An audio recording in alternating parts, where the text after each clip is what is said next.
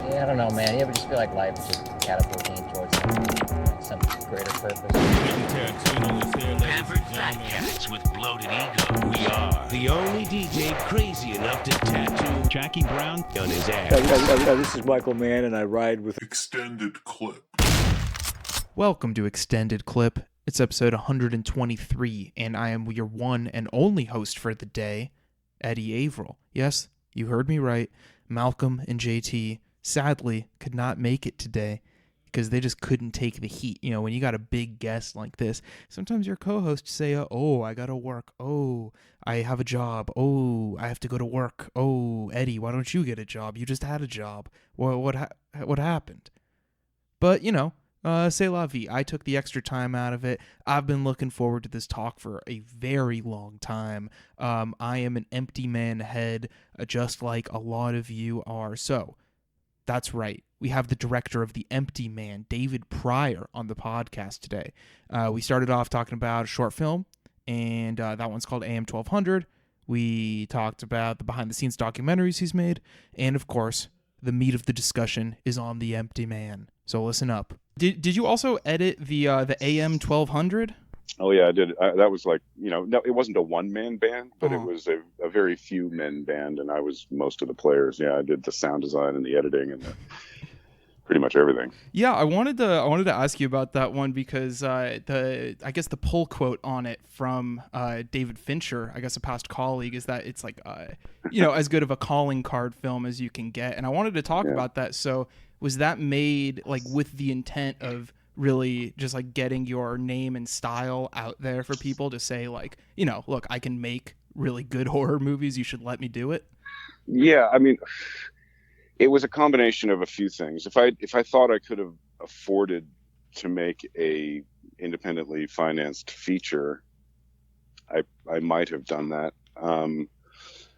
The genesis of that thing, I've told this story before. I'll try to give you the short version, but it was essentially inspired by an incident that happened to me when I was on the road working on a PBS television show called Great Drives. And a lot of that whole incident of, trying to stay awake in the middle of nowhere out in the woods in the Pacific Northwest, driving at, 3 o'clock in the morning, trying to make time and falling asleep at the wheel and not able to find anything on the radio until I heard something that sounded weird, like poking through the static, just this distressed sounding voice. And I thought at first was maybe it's a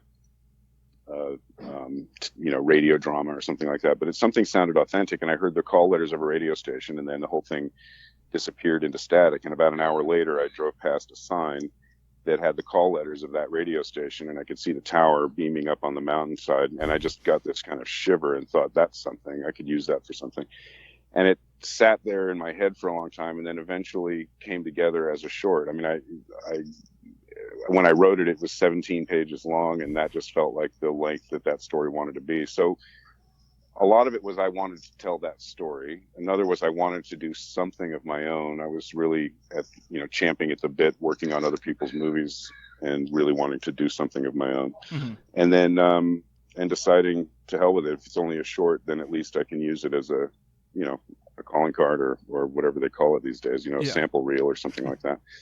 And so I figured I can spend as much as I need to spend to make as polished looking a short as I can. If I try to do a feature for the same amount of money, it's going to be really scrappy and probably not produced as well as I would like it to be. I was trying to announce that I want to work at a certain level. I don't want to be doing, micro budget indie features. That's just not where my ambitions were, Yeah, no, that totally makes sense. And, the production of it is like, I was really impressed with how you could pull that off on such a small scale. You have images that, or even like sequences that you then somewhat repurposed for The Empty Man, like that. Yeah. That shot really blew me away, where it pans to the map and keeps zooming in, and then pans to the side, and then I guess it's a drone shot that goes right through into the sunroof of the car. And that was actually the one in AM 1200 was version 2. The first version was appalling. The drone technology at the time was still military. It hadn't made its way out into the public yet. So we had one of those small helicopters that they use on film productions sometimes. It was a probably 6 foot long helicopter. Yeah. And the company that did it, I mean, it was a nightmare. They didn't account for the extra weight of an anamorphic lens.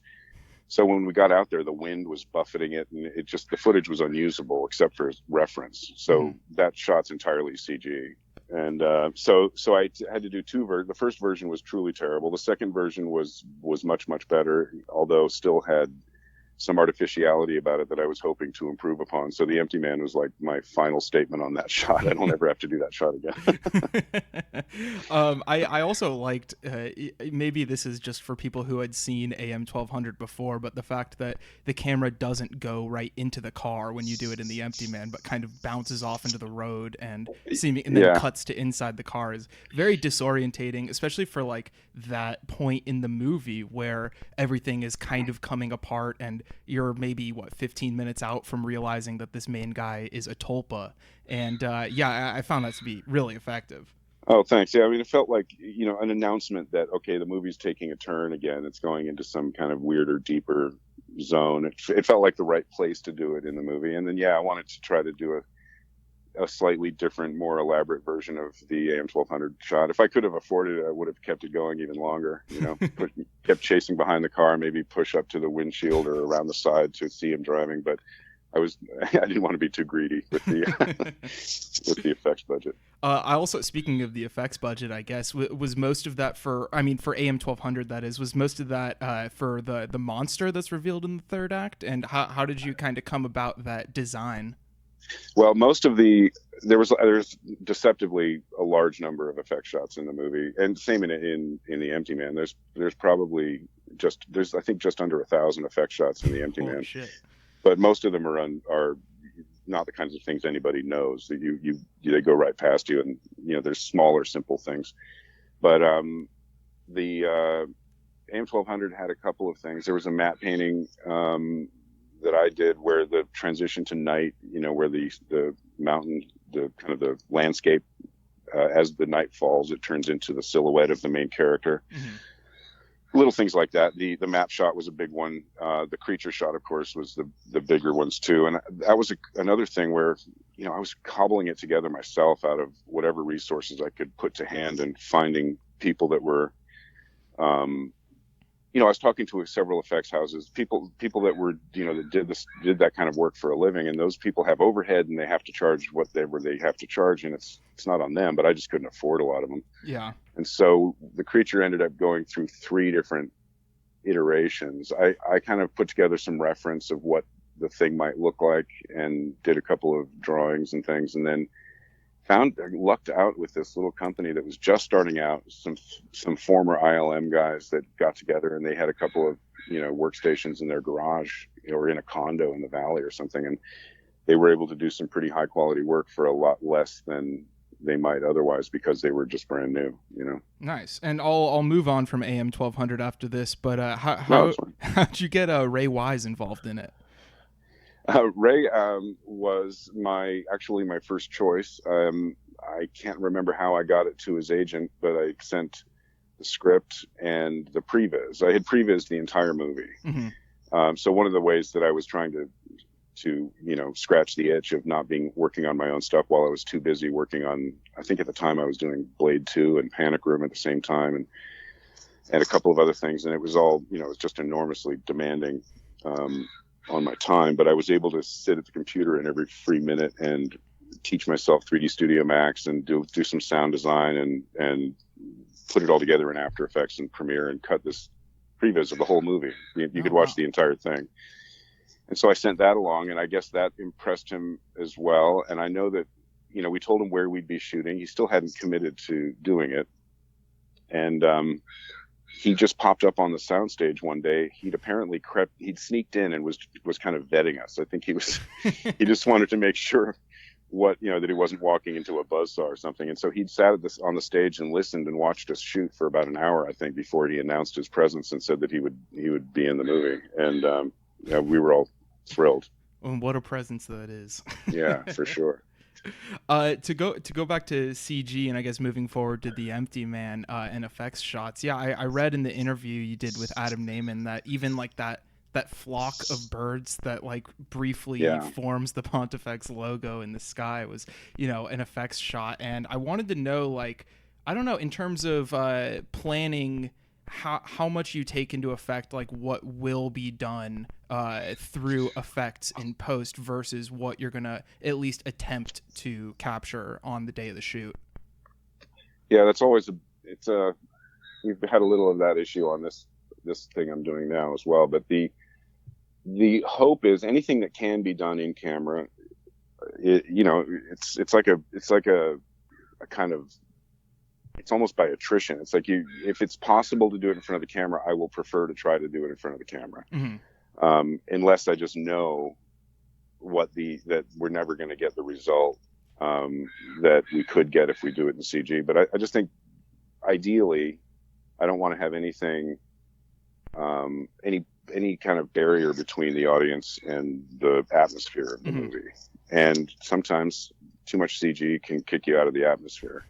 Absolutely. And so we do live in a pretty amazing time for that. The fact that fix it in post is actually a real thing now. When I was coming up, that was just a lie people would tell themselves.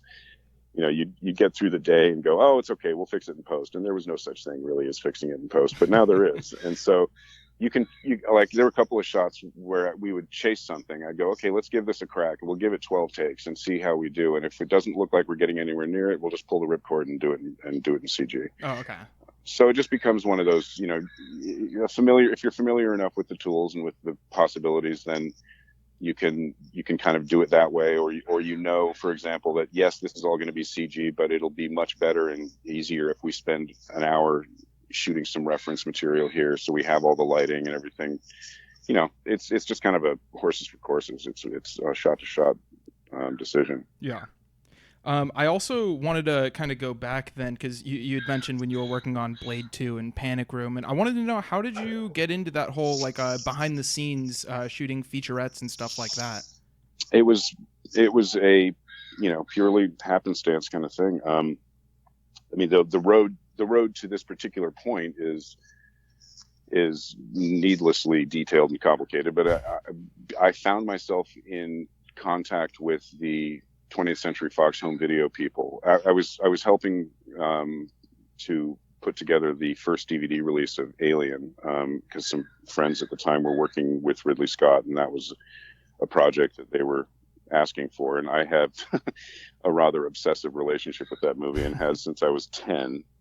So, the reason I was asked to come in is because this friend knew that when I was a kid, I had chased down every last little stray music cue from the film that wasn't composed for the film, right? There was some music that made it from the temp into the final. So, okay.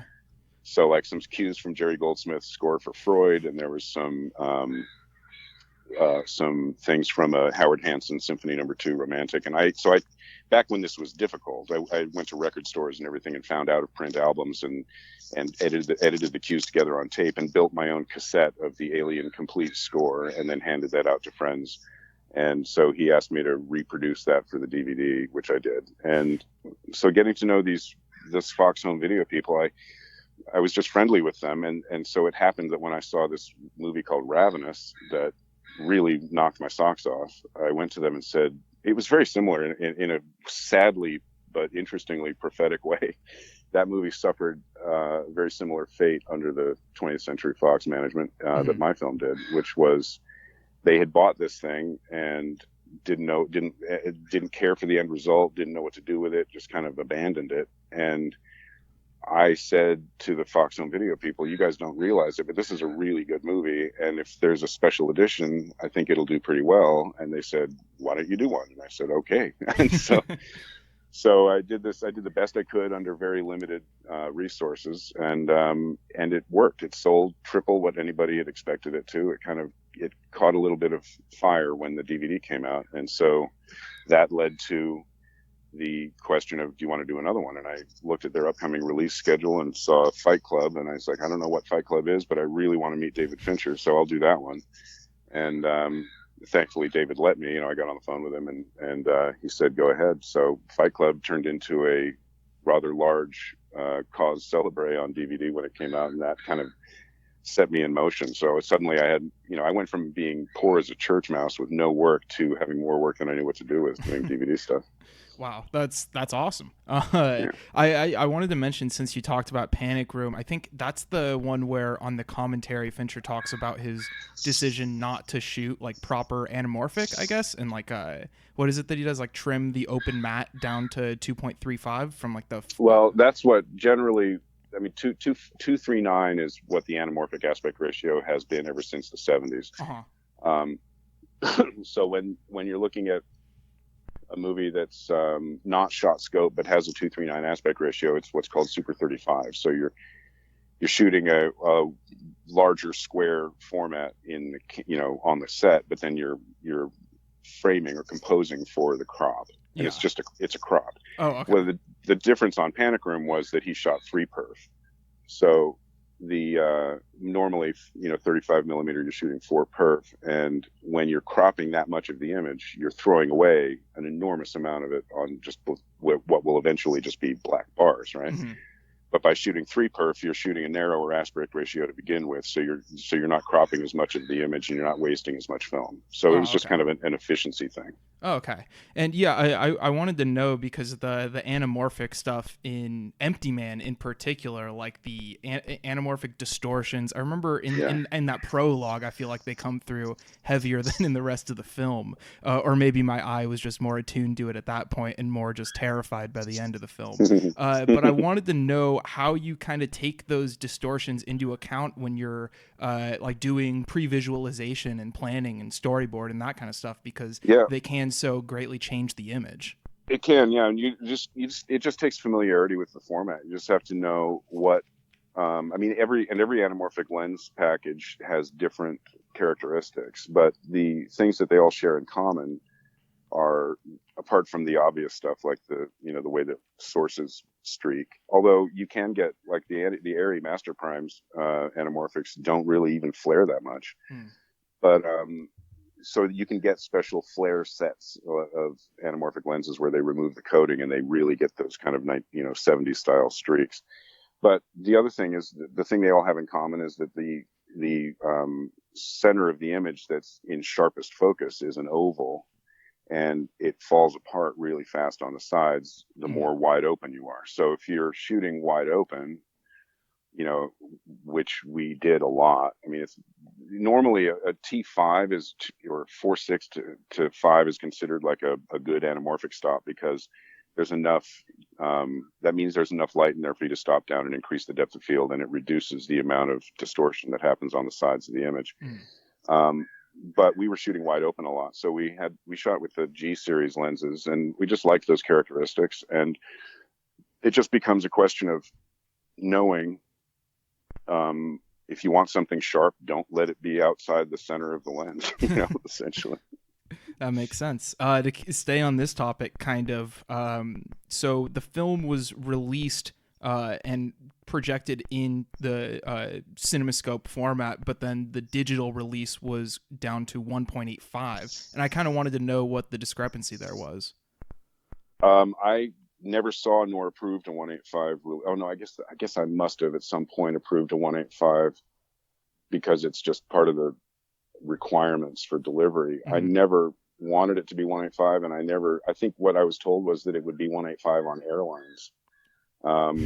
The idea that there was any release at all in 1.85 really bothers me. It's not what the film should be. And the version that I've seen on like HBO Max and iTunes and stuff is 239. Oh, okay. Because it was initially, maybe I think when the film initially hit VOD, I saw a lot of screenshots of it in the 1.85. I heard that some people were seeing it in 1.85, and that I don't know where they were seeing it that way. It really bugs me, but hopefully that's not the common way people are seeing it. Yeah, I mean, just even though you're saying, about keeping the things in focus on the center of the frame, there is so much on the outskirts of the frame to catch the eye in this movie. Oh yeah, and I'm talking about very minor little things like, I mean, if you're doing a say you're doing a 50-50 where you got two faces on either side of the frame, you just have to know where the image is going to be a little bit softer on the sides, and if it's going to be too soft, then you pump in some more light and you stop down and you make up for it. It's not that the image falls apart outside the circle of confusion if you're really paying attention to it. But it's not the kind of thing that most people really notice. And I think what you lose is the value of an anamorphic lens to me. And Fincher hates anamorphic. A lot of people, Guillermo hates anamorphic. People have their peccadillos, but what I love about anamorphic is the fact that you're essentially getting two focal lengths at once. Mm-hmm. The difference between anamorphic and just cropping the image, it's not just about the aspect ratio. It's because, like, if you're shooting with an anamorphic 50 millimeter lens, the center portion of the lens is optically a 50 millimeter, but it has the same field of view as a 25. Mm-hmm. And all the way up the scale. So if you're shooting 100, you've got the properties of a 100 millimeter close-up lens, but you've also got the angle of view that's of a 50. So it gives you all this extra, it gives you width when you wouldn't have it otherwise in spherical. And it just has an optical quality that I find really interesting. And to me, it's probably just nostalgia, but to me, that's what big movies look like. That's what all my favorite movies looked like when I was growing up. So I love anamorphic, but I'm not in the majority. Well, no, I'm glad to hear you discuss it like that, because myself, I'm like a total novice with lenses and whatnot. I've shot some things on my own, but for the most part, I'm just basing it off watching movies. And so you putting the actual facts behind what I qualify as, oh, that looks really cool, is great. Yeah, I think those are the technical things that once you get those things down, you go, this is why I think it looks cool. I couldn't have told you why before I dug in and figured it all out. But yeah, I agree. I think it's a John McTiernan called it the cheapest special effect you can have, and I kind of agree with him. It's like, it's just got a quality. Now there's something, I shot spherical for the first time in my life on this Netflix show, and the sharpness and purity of a well-made spherical glass is it's not nothing. It's nothing to sneeze at. So my preference is still anamorphic, but good glass is good glass. Are you gonna stick with digital for now, or you have plans on shooting something on 35 like AM was shot on? Yeah, I miss 35. It's gotten harder and harder to talk people into spending the money on it. Yeah. And frankly, it's hard to talk myself into it too, because the advantages of shooting digital are really hard to sneeze at. The idea that you can sit on the set and really see what you're shooting, and you're not looking at a kind of proxy video image that's being recorded through the camera, it's essentially, it's much cheaper to shoot. You can shoot for longer. You can shoot 15 minutes. You can just not cut and keep shooting. Mm-hmm. And the workflow is, I love 35. I think a beautifully shot 35 image is still pretty hard to beat, and I would love to come back to it eventually. It's just, there's a lot of obstacles. Yeah, no, that makes sense. One thing that I see regarding The Empty Man, the more I read online and just like what my friends say online about it and whatnot, is a phrase keeps popping up. The phrase is creepypasta. Are you aware of this like online phenomenon? Have you read this about your film at all? I've seen the word attached. Yes, I know what it is. I've read a bunch. There's another movie that a tragedy. One of my deepest professional wounds was a movie that I came very close to getting made and was essentially taken away and stolen from me by an unscrupulous producer who I allowed to have too much power. I trusted the wrong person, and I shouldn't have, and I knew better. But I just allowed myself to be kind of wooed by a lot of talk, and it turned out to be a real harsh, painful learning experience. And that project, some of those ideas ended up in The Empty Man, but really it was just a kind of learning experience about who and how and what not to trust, and how much control we have to retain over our own material. And that was, to a large extent, I wouldn't say inspired by creepypasta, but it was more overtly a creepypasta-like story, in the sense that I was interested in the story regardless, but around the same time that I had found this story and was writing the adaptation, I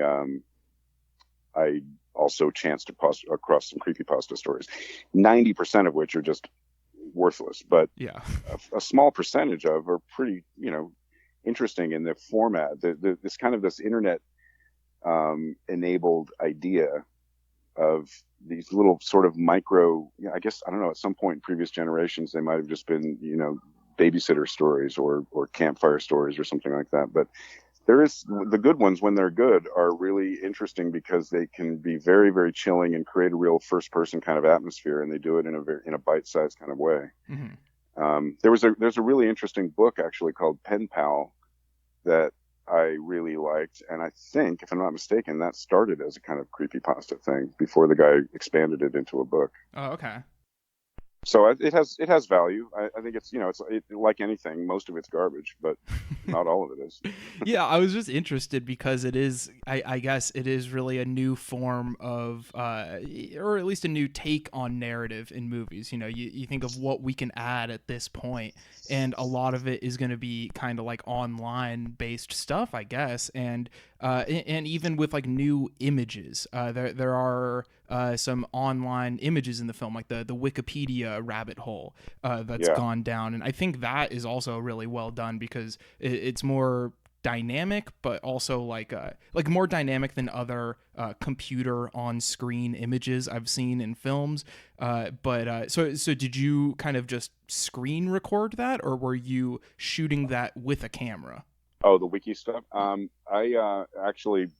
built all of those pages myself in Photoshop, and then did all of those screenshots in After Effects myself. Oh, okay, nice. I guess that's probably not a very common thing for directors to do, but yeah. And that was also, speaking of anamorphic distortions and things, one of the things you find when you're doing fake screenshots like that is that you have to add texture to the image, even though if you put your eye up next to a decent laptop screen, you don't really see any textures. But if you don't put some kind of pixel texture in it, it just doesn't look right when you're rendering them. Mm-hmm. So you have to do that, and then you have to add the kind of magnification distortions and the chromatic aberration around the sides of the image and stuff to make it look like it was photographed. Oh, okay. So there was a lot of that, but it was all digital. And did you also design the questionnaire that they fill out at Pontifex? Yeah, I wrote all of those, and in fact, most of those shots, 99% of them actually are also shots that I did myself in After Effects, because the props were full of typos on the day. It was so yeah, we had to replace all those. As someone who's worked as a props PA, as like my only industry experience, that just gave me like, I'm already gonna have nightmares about that now. Yeah, it was horrible. We handed them to the actor, and I'm looking at them going, oh geez, we can't shoot this. So we shot them anyway, but then I replaced them all. That's great. I wanted to talk about a couple of the actors in the film. So James Badge Dale, I had never seen him in anything before, and then I look up his credits, and it made perfect sense to me that he's been in episodes of like 3 different CSI shows and a Law and Order, because I feel like he really at once, is a great way for the audience to graft onto the horror of the movie, but also the kind of not actual cop, but police procedural style way that the narrative is unfolded. I feel like there's just a very steady way that an actor like him can ground a procedural type narrative. And how'd you come upon like him as an actor or select him for the role? Yeah, I can't sing Badge's virtues enough. I've mentioned it before, but the show that I saw him in that first drew to my attention was Rubicon. Which was one of those shows that you feel like somebody just made this show entirely for me. I can't imagine a lot of other people loving this, but I just adored it. And it died after 1 season. They never finished it. But he was such a revelation to me. And I kept trying to pinpoint what it was about him that I liked so much. And part of it's just his kind of, his charismatic presence. But it was also the way that the show dramatically hinged upon his ability to sit quietly in a room by himself and think and still be interesting.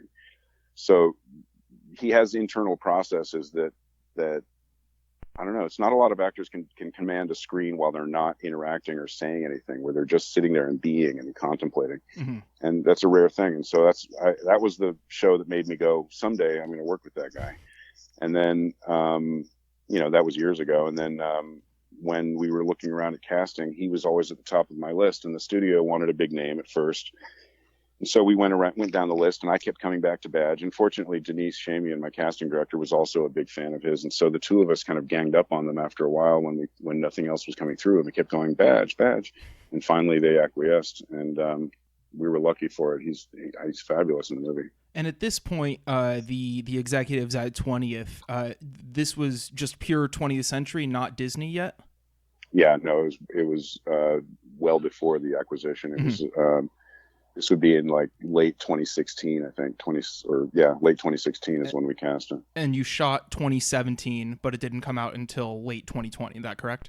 We started in late 2016, I believe, and then it was December that year that we got snowed out in Chicago, and we didn't get to pick up and finish shooting until August of 2017. Mm-hmm. And so August, September, I think, was when we finally were able to wrap shooting, and it was supposed to come out 2018, and then the Disney acquisition and all of that nonsense was going on. So, yeah, it didn't make it out till 2020. Yeah, and I mean, beyond the obvious, which is just pure frustration, I'm sure. What was the feeling of seeing a film like take that long to come out? Like, did you feel differently about the film when you locked picture versus when people were watching it? Because, 3 years had passed or so, and people change in times like that. Yeah, well, I mean, it's inevitable that I don't think you can ever do anything and not look back at it sometime later and go, wish we'd tried this, or boy, now I see the solution to that problem that I just didn't think I had a solution for, or, there's a kind of simplification that I probably would have done in the writing stage. But that said, the whole finishing of the movie was so kind of fraught because, we'd lost the confidence in the studio. Whatever confidence they may have had to begin with, I don't know. But at some point they just lost interest in us. And I think some of it was the people that were largely responsible for pushing the thing through the system were gone. So there's an innate lack of interest that comes when a personnel change like that happens.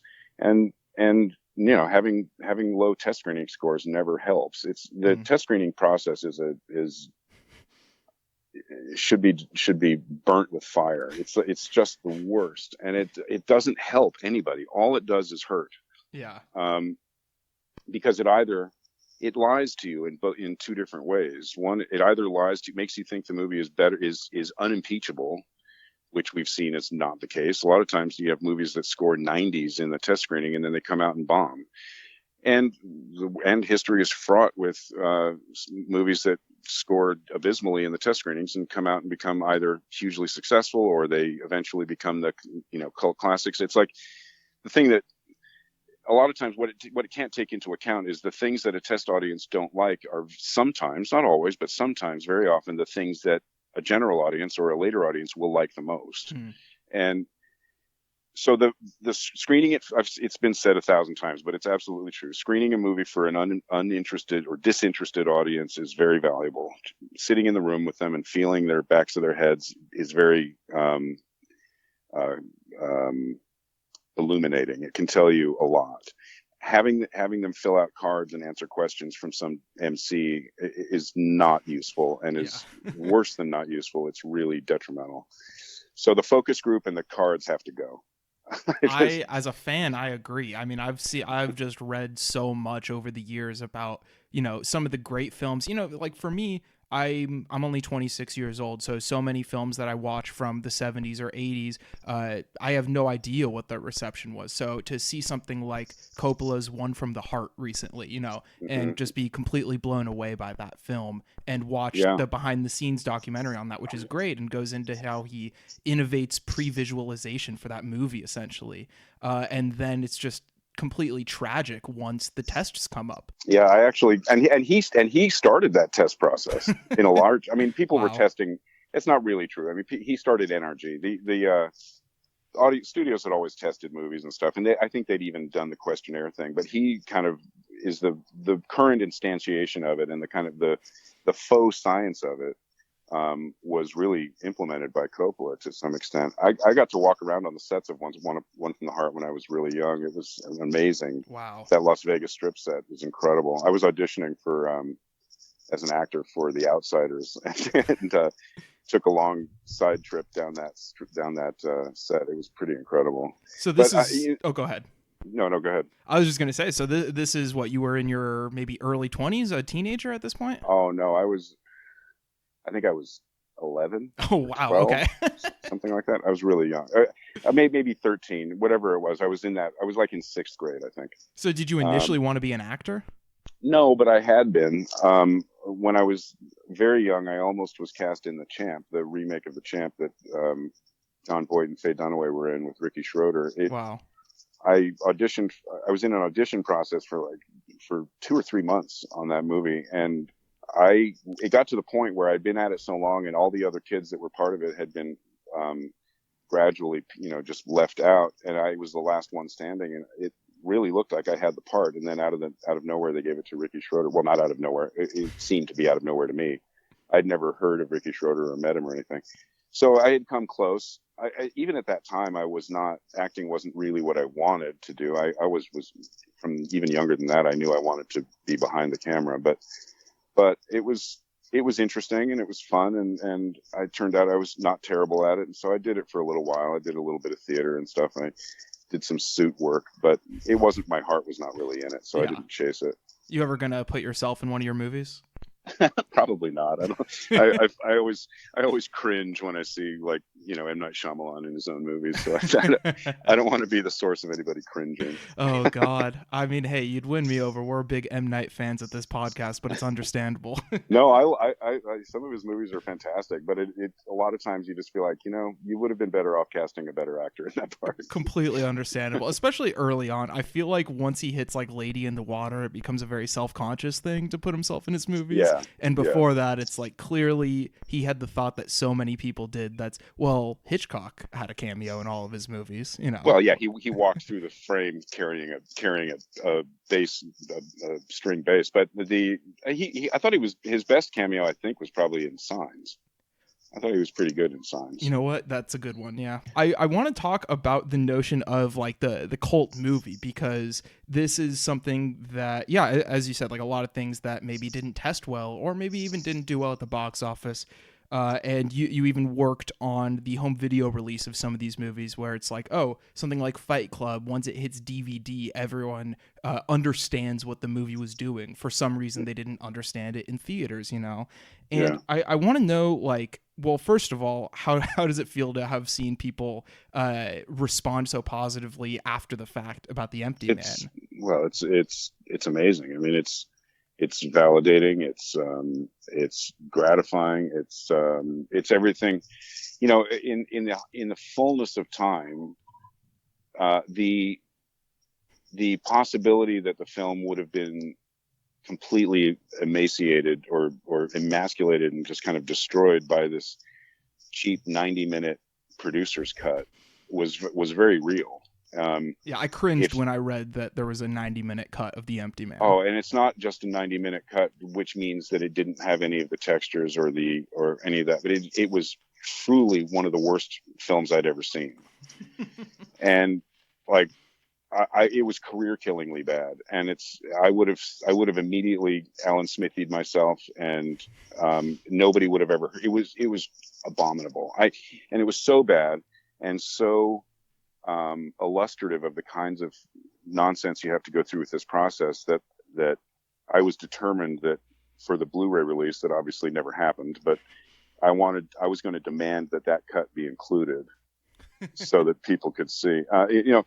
So many of the movies I loved that kept me inspired to to stay in the business despite the fact that it's not a business that's oriented toward creative satisfaction, were movies that weren't appreciated in their time and were even hated by critics and audiences when they first came out. I remember seeing Blade Runner twice in the same day when it first came out and just being bowled over by it, and then not understanding what I was reading from the critics and other audiences. That movie was reviled when it first came out, and the same with oh God, The Thing was a big one. Yeah. There's tons of cases of this. Oh, Return to Oz. Like, it's a wonderful movie. I adored Return to Oz, and people just hated it. And so it gave me a little bit of a, it made my feeling about going through all of this with The Empty Man. I was like a little sanguine about it, because I've seen this happen to so many other people's better movies, better directors, but with better films have suffered the same fate. So it put a curb on my self-pity. but it is an interesting phenomenon, and I don't know exactly. The interesting question to me is, something like Blade Runner was just so far ahead of its time that it's almost inevitable that nobody would get it when it first came out, and you have to let some time go by and let the rest of the culture sort of catch up in order for it to be appreciated. I would never in a million years suggest that was what was happening with The Empty Man. I think it was just a case of studio, not just disinterest, but borderline malfeasance that buried the thing. And sometimes people like picking something up out of the trash and going, hey, this isn't as bad as I was told it was. And it creates a feeling of ownership. And I assume that's part of it. The extent to which it's that versus, I mean, if the movie had been properly marketed, supported, and let out in the world and bombed, then, that would be what it was. And that might very well have happened. I don't, and whether the Renaissance would have followed after that or not, we'll never know. But I wonder the extent to which it's being just scraped off the studio's shoe wasn't part of the reason that certain members of certain audiences have kind of picked it up and taken it on their shoulders. Mm-hmm. I don't know. Either way, I'm thrilled. I couldn't be happier that at least it's my version of the movie that was allowed to come out and live or die by its own standards, rather than some bastardized thing that was, nobody would be talking about. I guarantee. Yeah, I mean, it also probably didn't help that it was released, like, theaters were back open, but I think a lot of people were still, nervous about going out in public and stuff. That's true. And the thing was originally, once the Disney acquisition was complete, it went through several different release dates. The first date was December 2019, and then it was April 2020, and then it was August 2020, and finally October 2020. So that chasing the pandemic and the release schedule thing was all part of it. It did come out in over 2,000 screens, but nobody was going to the theater at the time. So, speaking of, have you been back to the theater recently? Seen anything good? I did take. God, what did I see? I did see something. My kids wanted to see a movie. I honestly can't remember what it was. It was probably a month ago, and I've totally spaced out. Yeah. It was right after I got back from Toronto. I took them to, I keep a little running journal of all the movies that I see. Yeah. And so it might be here if I just. No, yeah, go ahead. I love to hear the process. I just use Letterboxd for a diary, but before that, I just had like a little spiral notebook that I wrote everything I watched on.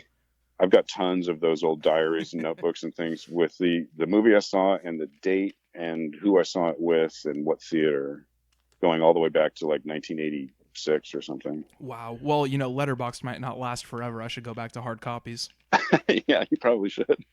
Let's see. Okay, first day scouting. So that's back in July. Anyway, I'll keep going through and see if I can figure out what it was. But no, it's okay. In the meantime. I just wanted to kind of end on seeing if there was anything you were kind of, watching and things in the contemporary cinema that you were excited about, like last night I saw the new Paul Schrader movie, Card Counter. I thought that was great. How was that? That was fantastic, honestly. Like if you liked First Reformed, I think, I think a lot of people who liked First Reformed, maybe who hadn't seen any other Schrader, might be a little surprised by this one. I haven't seen First Reformed. I've been meaning to, but it slipped by me. Oh, well, you got a great double feature in store then. Okay, great. And then the new Shyamalan's the other one from this year that I really loved. Oh, that was the movie we saw, Old. Oh, nice. That's a good one to see with the kids. Yeah, my son wanted to see it, so we took him. It's funny. I may not have written it down. Wow. Because I don't see it on my list. What date? Do you remember when that came out? Oh, that came out. You know what? I also will look at my list because I was there opening night. I do not have. I forgot to write it down. I'm glad you brought it up. So now I can go back and write it down. Yeah. So that was, and the theater was not empty. Yeah. It was in Glendale, and there was a good probably, I don't know, 7,500 people in the theater. And I think by the time I saw it, it had been out for 2 weeks or something. So yeah. July 23rd is opening day when I saw it, at least. Yeah. Okay. Yeah. So that was encouraging that people were showing up for it. Yeah, no, I definitely had a fun, that was the first time I had been back to the theater since the pandemic where I felt like it was a very involved audience, and I guess seeing a horror movie opening day is how you kind of guarantee yourself one of those. Yeah, exactly. I've missed so much, because I was shooting and now I'm editing, so I just have not been able to catch up. But I haven't seen The Green Knight yet. I haven't seen, let's see, I was about to start Malignant the other night. I kind of decided to hell with it. I'll just watch it on HBO, but I have not been able to start it yet, so I don't know. Yeah, I've got some catching up to do. Well, I mean, honestly, that's not a bad problem to have. I'd much rather be making movies than fucking watching them. So. Yeah, I mean, I got some friends give me shit about it because they like to talk. We usually are able to keep up, and I mean, I remember going to see 3 movies a day in a theater. Yeah. Back before I had kids and the whole thing, but yeah, it takes more and more effort to kind of try to keep up when you have this much, this many demands on your time. I remember the one thing that I really wish I'd seen in a theater I think it was last year, maybe the year before, was Phantom Thread. Oh yeah. And I had to see that on a screener. Rough. And God, it was good. I remember being totally blown away by how funny it was. I didn't realize it was going to be a comedy. It's one of the quiet. I mean, it's not overtly. It doesn't present itself as a comedy, but by the end of it, I was just in stitches. It's so dry and really has this witty, droll undertone to it, and felt so much like the kind of movie I wish I could have seen in a theater. So I got to try to keep up with that. Yeah, those P.T. Anderson movies, it's like they can't help but be funny. Like even the darkest, most serious ones are still really funny. I love that about him. Yeah. And I mean, it's a thing where it's a sensibility that I also chase myself a little bit. It's like I always like, the more dour and serious and dramatic something is, I'm always trying to find something that's funny about it, at least in an offhanded, undercurrent sort of way. And I love that about his stuff for sure. Yeah. Well, David, thank you so much for giving me some of your time. This was awesome to talk to you. Once again, I mean, for anyone listening to this that hasn't seen it, go watch The Empty Man. Rent it on VOD. Hopefully someday there will be a Blu-ray. That would be fucking awesome. I would love to have it on my shelf. I would really, really love for someday there to be a Blu-ray. I always imagined there would be, and the fact that there isn't, and that I spent so much of my life making Blu-rays is sort of ironic in a disappointing way. But yeah, maybe. But yeah, thanks very much. It was a pleasure talking to you. And if anything else you want to follow up with or whatever, I'm here. No problem. Awesome. Well, that was awesome. Thank you so much. All right, thanks, Eddie. Take care. And there you have it, folks. Yeah, this is a little weird one because it's just me here. But you know what? I think we had a good time. We talked about everything. Not really. We talked about The Empty Man enough for you empty heads out there. If your brain still itches, just rewatch The Empty Man. If your brain still itches after that, go read the interview he did with Adam Naiman at Movie Notebook. And also, thank you to Adam Naiman for putting me into contact. I mean, come on, man. You gotta give the guy props. All right, see you next week we'll see you later this week for the regular episode. Goodbye.